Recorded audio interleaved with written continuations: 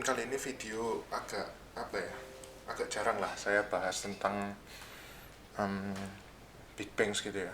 Dan kali ini saya mau bahas Big Bangsnya itu cuma dua, antara BBRI dan BBNI gitu ya. Ini saya keluarkan bandarmologinya per hari ini gitu ya.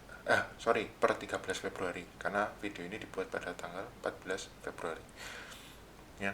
Nah, yang mau tak jelaskan adalah secara TA ya, technical analysis, BBR ini sudah nggak membentuk law yang baru ya. Dan ini video mungkin aku bikin um,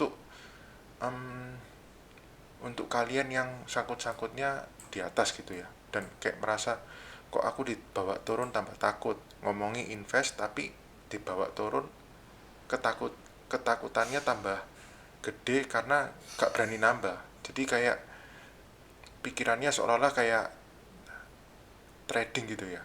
Nah, ini mungkin ada cara untuk kalian bisa apa ya, sedikit-sedikit mungkin menurunkan average secara membaik gitu ya. Ini tak kasih dulu trend line-nya seperti ini. Masih konsolidasi lah dalam artian, tapi ini sudah mau mulai memasuki masa sideways. Nah, yang bisa kita lakukan adalah gini. Downtrendnya ini sudah mulai sedikit berhenti ya. Nah, yang bisa kalian lakukan adalah average down kira-kira waktu di harga ini. Nah, atau gini, pada saat ada pembalikan arah ke atas, kalian mulai beli lagi, mulai cicil lagi ya. Tujuannya apa? Untuk menurunkan average kalian kayak gitu ya. Nah, ini saya mau bahas dari sisi bandarmologi ya. Bandarmologi BBRI ini mostly lawannya sudah nggak banyak retailnya gitu ya. Jadi sisi bayarnya itu retailnya sudah minim kayak gitu. Nggak seburuk yang waktu penurunan ke bawah ini ya. Nah, kalau sudah gini biasanya, dalam tanda kutip ya, biasanya itu konsolidasi sideways akan dimulai ke depannya kayak gitu ya. Sideways berapa lama gak tahu, karena market cap Indonesia ini kecil. Jadi sidewaysnya mungkin bisa sampai 1, 2, 3, 4 bulan lagi ya. Ini hanya kemungkinan ya ya.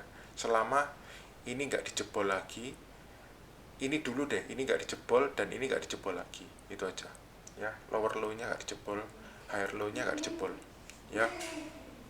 Itu salah satunya ya.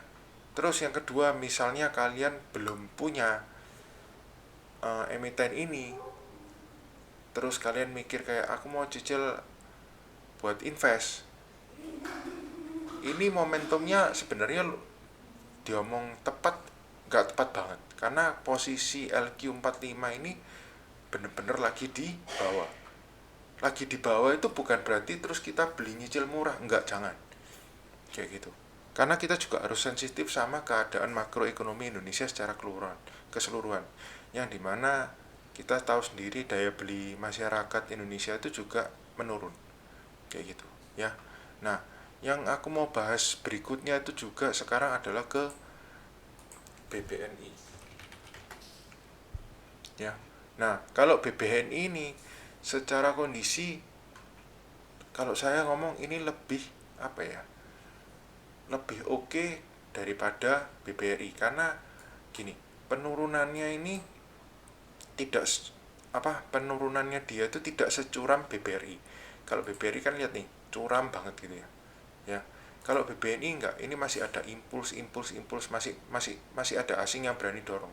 Berarti asing itu masih melihat BBNI ini sebagai salah satu saham yang masih potensinya sebenarnya masih ada gitu ya. Nah, itu kita lihat konsolidasi ini ya. Dia sudah mulai konsolidasi, dia sudah membentuk sudah nggak membentuk lower low lagi lah. Jadi intinya itu sidewaysnya sudah mau mulai di kondisi sidewaysnya itu sudah mulai kebentuk, pokoknya asal ininya nggak dijebol, itu aja sih syaratnya, cuma itu aja ya. Dan apa yang bisa kita lakukan di BBNI ini, kalau semisal kita trading, cicillah dalam range box ini ya, dalam range box ini kalian cicil, udah itu aja ya. Kalau jebol ini buang ya. Jadi kita itu mainnya yang simpel-simpel aja kayak gitu ya. Meskipun kita dalam tanda kutip aku juga apa ya, penganut bandarmologi, yang aku ya juga penganut foreign flow juga kalau di big banks ya. Tapi dengan kondisi yang sekarang, kalian tinggal lihat yang namanya ini apa, TA juga.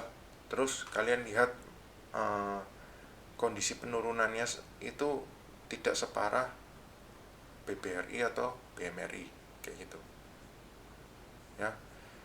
Video ini singkat aja, ini video edukasi buat kalian.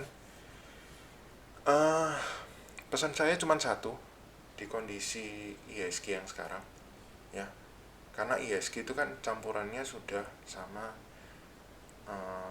emiten-emiten gorengan elit yang aku selalu berpesan kayak gitu ya di video-videoku.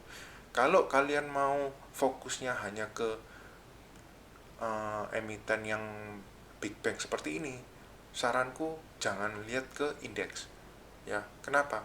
Kalau kalian lihat indeks itu low-nya IHSG kemarin dijebolin terus ya.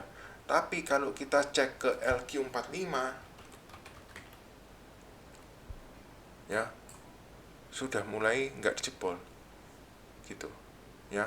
Dan ini aku berharapnya cuma satu sih, ini kalau di ngomong rebound, kalau biar ndak DCB LQ45 nya ya, biar ndak DCB ya, dan kita bicara masuk fase sideways, aku berharap ada proses menuju ke angka ini, dulu ya. Terus biar nggak dianggap DCB seperti apa, gini, turunnya pelan-pelan di sini kayak gitu